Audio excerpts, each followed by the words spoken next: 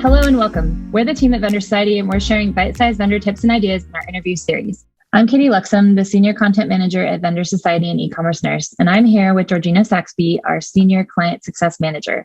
Today, we're discussing how to manage cost price increases, which can be tricky given Amazon's desire to always deliver the lowest price to their customers. Being prepared to discuss cost prices with Amazon can increase your negotiating power. As a former vendor manager who has been on the other side of the table, Georgina is very experienced when it comes to ways to improve margins and deal with cost pricing issues.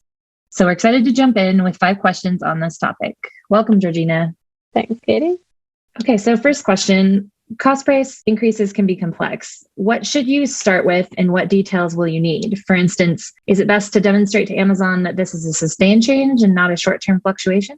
There's a few things you should start with if you're looking to increase your cost prices. First of all, you'll need to download the cost price sheet from Amazon Vendor Central. And this is an Excel file with all of your products and the current cost prices. And in there, you'll need to input the newest cost price that you want to increase it to. And I always recommend, so you can just upload that sheet, but often or almost 100% of the time it gets rejected, the cost price increases. So it's best to raise a case with sales support, like a contact us, and attach the file and write comments on exactly why each cost price is going up. So if it is due to a long-term change, like increase in supplier costs or manufacturing costs, make sure you include that. If you have any invoices that you can include from the factory that will basically explain why that's going up and prove that it is going up, that's always helpful too. I would say avoid short-term fluctuations in cost prices. They're really hard to get approved, so best to just really do it when you have to. So a lot of vendors might be wondering, is it best to start early and tackle this for multiple products during your annual vendor terms negotiations? Are there any other terms you can bundle into this negotiation? Yes, definitely best to start early. So Amazon say when you upload cost prices that they like for you to do it at least 90 days in advance of the change going through. So definitely something to do at the annual terms negotiations. It's really the only chance, especially as a smaller vendor, it's really the only chance that you'll have to speak with someone about this topic. And often the biggest issue with cost price increases is that no one will talk to you about it and they'll just keep rejecting them. So yeah, definitely use it in this negotiation as something if you really need to get it through there. Other terms that you can bundle into the negotiation. So Amazon will always like it if there's something that you're giving and something you're taking away at the same time, so that they can feel like they're not losing out on terms. So if you are willing to increase your marketing spend or increase your spend on ads or offer a multi-buy or a large order where Amazon can order in bulk, mention all of those things at that time too. Okay, great. You mentioned 90 days. If you need to address this outside of your terms negotiation, what kind of timeline is feasible when planning ahead for these cost price increases and effectively communicating them to Amazon? Is that just kind of the norm, or is it earlier the better? Yeah, the earlier the better for sure, because often we see a lot of times they'll just get rejected and then you'll have to do it again. So I would say try and time it like we just spoke about with the vendor terms negotiations. So the start of the year, or input the cost price increases in Q4, and just continue to communicate with Amazon. So continue to raise cases and report and just continue to go for it when you're trying to increase costs. Makes sense. And what can you do to sweeten the deal or increase the odds that Amazon will accept the increases? For example, can you offer them one final order at the old price, or can vendor managers be swayed by anything? What do you think about that?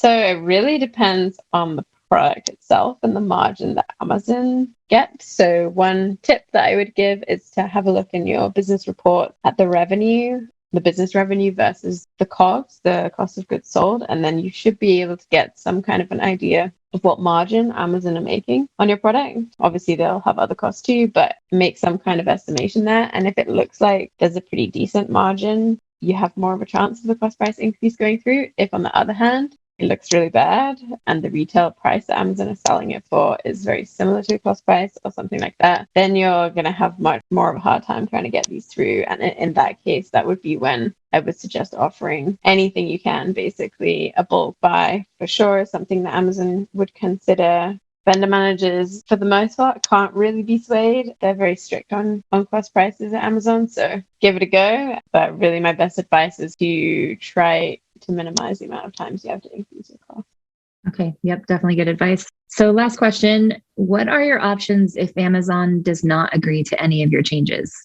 So this is something that we're seeing increasingly, and really the only option if you want to continue being a vendor and continuing to sell that product exactly as it is, you don't really have any option other than to just not supply it to Amazon anymore. And there are a few things that you can think about. You can think about if it's the type of product where you could offer an exclusive version. So for example, like color or like size, if there's something that you can do there that's an Amazon exclusive deal. Another thing would be bundles. So if it's a very low price product, for example, toothpaste, you could sell them in a pack of 4 instead of a pack of 1. Anything like that that means you can still sell it on Amazon, but you're trying to address the issues that they have with the margin. And then obviously the other option is if none of those ideas or anything else you can think of would work, you can sell yourself on Seller. All right. Well, thank you for sharing some of those tips on how to handle cost price increases. And let us know if you have any other questions in the comments or contacting us. Thank you.